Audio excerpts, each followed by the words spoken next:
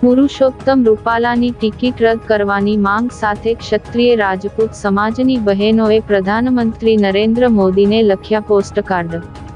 રૂપાલાના વિવાદિત નિવેદનને લઈ ક્ષત્રિય સમાજની બહેનોએ પુરુષોત્તમ રૂપાલાની ટિકિટ રદ કરવાની માંગ સાથે પ્રધાનમંત્રી નરેન્દ્ર મોદીને પોસ્ટકાર્ડ લખ્યા છે।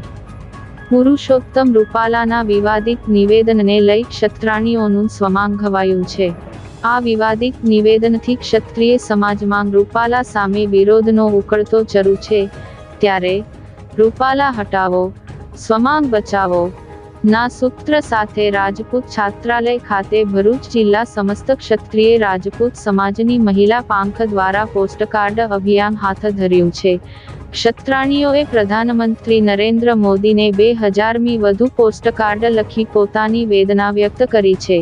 ક્ષત્રિય સમાજ પર વિવાદિત નિવેદન કરનાર પુરુષોત્તમ રૂપાલાની ટિકિટ રદ કરવાની પોસ્ટકાર્ડ લખી પ્રધાનમંત્રી નરેન્દ્ર મોદી પાસે ક્ષત્રાણીઓએ માંગ કરી છે।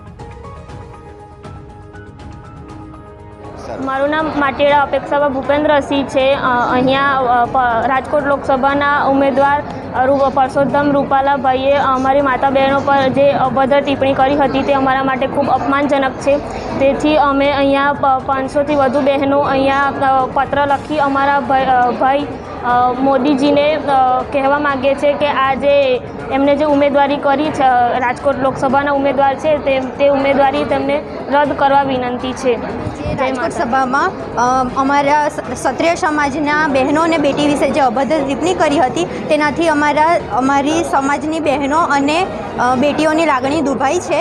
તે માટે હું નરેન્દ્રભાઈ મોદીજીને વિનંતી કરું છું કે રૂપાલા સાહેબની ટિકિટ રદ કરે એ માટે અહીંયા ભરૂચ જિલ્લામાં કાર્યક્રમ કરવામાં આવ્યો છે।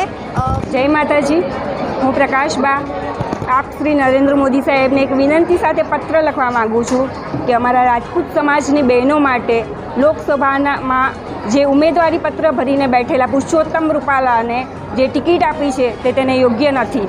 સમાજ માટે, દેશ માટે કોઈપણ જાતના જ્ઞાતિના ભેદભાવ વગર આપશ્રીએ દેશનું યોગ્ય કર્યું છે।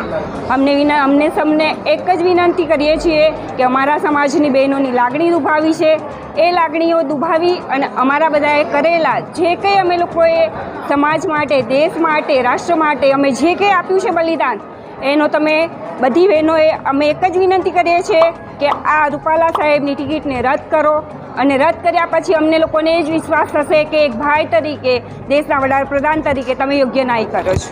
જય માતા।